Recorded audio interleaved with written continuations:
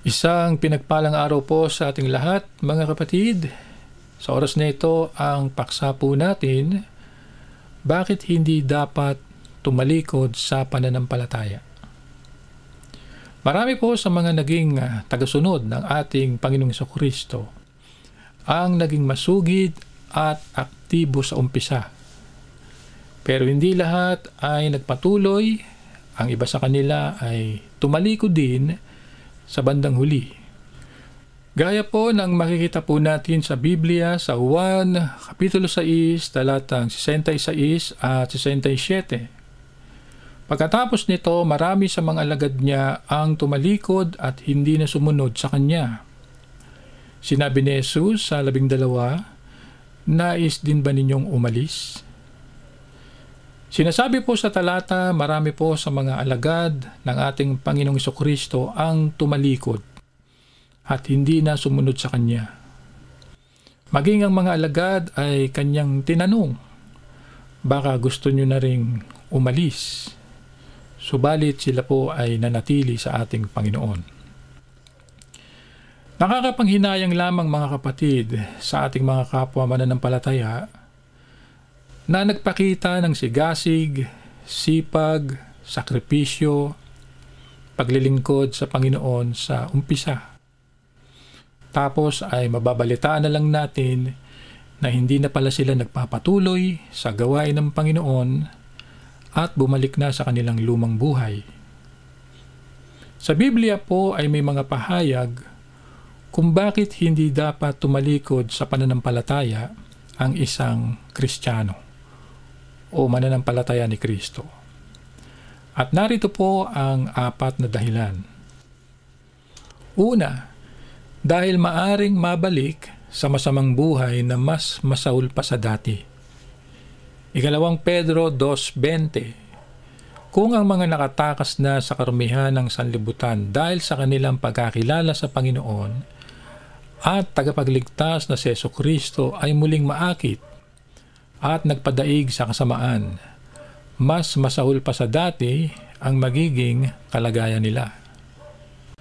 Sinasabi po sa talata mga kapatid na dahil sa pagkakilala ng isang tao na si Kristo ay tinanggap niyang Panginoon at tagapagligtas, siya po ay nakawala o nakatakas na sa karumihan ng sanlibutan o ng kasamaan ng mundo. Subalit kung hahayaan niyang siya'y muling maakit at magpadaig sa kasamaan ng sanlibutan, maaari siyang mabalik sa kanyang dating masamang pamumuhay na mas masahol pa sa dati.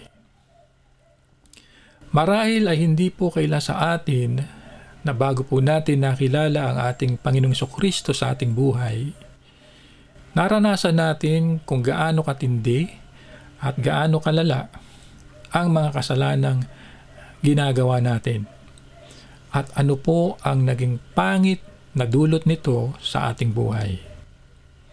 Sa ngayon, tayo po'y nagpapasalamat sa Diyos dahil inayos po at binago ng ating Panginoong Jesucristo ang ating buhay.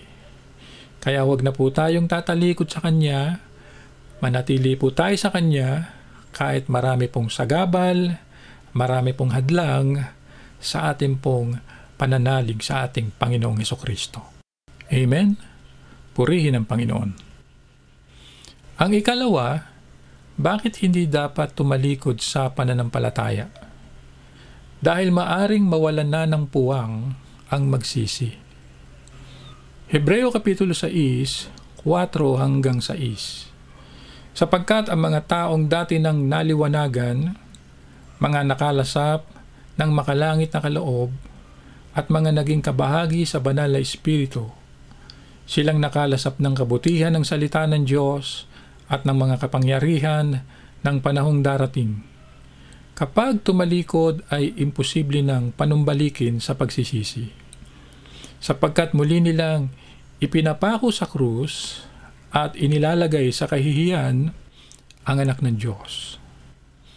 Sinasabi po sa talata mga kapatid, yung pong mga taong naliwanagan na nakalasap na ng mga makalangit na kaloob, nakabahagi na sa banal na Espiritu, nakalasap na ng kabutihan ng salita ng Diyos at ng kapangyarihan ng Diyos sa panahong darating, kung siya po ay tatalikod, maaring hindi na po siya magpasya o mag-isip na magsisi pa o humingi ng tawad sa kanyang mga pagkakasala sa Diyos dahil ayaw niya nang gawin ito. Ang Diyos po natin ay nagpapatawad sa mga taong humihingi ng tawad sa mga nagkasala sa Kanya. Pero paano ang Diyos magpapatawad kung ang isang tao na alam naman niyang siya'y nagkasala at nagkamali sa Diyos ay wala na po siyang interes na humingi pa ng tawad sa Panginoon? Marahil kung ang dyablo lamang ay humingi ng tawad sa Diyos nang ito po'y magrebelde sa Panginoon, maaring pinatawad po siya ng Panginoon. Pero hindi po niya ito ginawa. Mas pinili po ng dyablo na maging masama po siya at kontra siya sa Diyos. Totoo na kahit po tayo mga mananampalataya na ay tayo po'y nagkakasala at nagkakamali. Pero hindi dapat maging dahilan yan para hindi tayo magpatuloy sa pananalig sa ating Panginoong Jesucristo at talikuran ang ating pananampalataya sa Diyos. Amen? Purihin ang Panginoon. Ang ikatlo, dahil maaring may pagpalo, pagtutuwid o parusa ito ng Diyos. Hebreo Kapitulo 12, talatang 10 hanggang 11. Dinidisiplina tayo ng ating mga magulang sa maikling panahon ayon sa kung ano ang sa tingin nila ay mabuti sa atin. Gayon din naman, dinidisiplina tayo ng Diyos para sa ikabubuti natin, upang tayo maging banal ding tulad niya. Lahat ng disiplina habang diraranas ay tila hindi ka nais-nais kundi masakit. Subalit pagkatapos, ito ay magdudulot ng mapayapang bunga ng katwiran sa mga sinanay dito. Sinasabi po sa talata, mga kapatid, tayo po bilang mga magulang, ay po natin ang ating mga anak ay kinukonsinti natin sa mga mali nilang gawain. Kaya tayo po ay nagpapataw sa kanila ng disiplina. At ang disiplinang ito ay tila isang parusa. Gayon din naman, bilang mga mananampalataya, tayo po ay mga anak ng Diyos, at ang Diyos po ay ating Ama sa langit. Kung kinakailangang ituwid tayo ng Panginoon dahil sa tayo po ay naliligaw na ng landas, ito po'y gagawin niya para lang tayo mapabuti. Ang masaklap lang, mga kapatid, may mga anak na ayaw nang tumanggap ng disiplina ng mga magulang. Pinili na nila talaga ang masamang pamumuhay. Kaya ang resulta, nasira ang kanilang buhay at nasadlak sa kapahamakan. Ang Diyos po natin ay isang Diyos na mapagmahal, pero siya po ay nagpaparusa din. Kaya kung ayaw nating mapalo bilang mga anak ng Diyos, huwag po tayong tatalikod sa Kanya. Amen? Purihin ang Panginoon.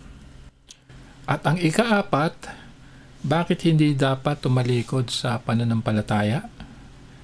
Dahil ang demonyong lumayas sa katawan ng tao, pwedeng bumalik na may mga kasama pa. Lucas 11:24 hanggang 26. Kapag lumabas sa isang tao ang maruming espiritu, gumagala ito sa mga tuyong lugar upang maghanap ng mapagpapahingahan.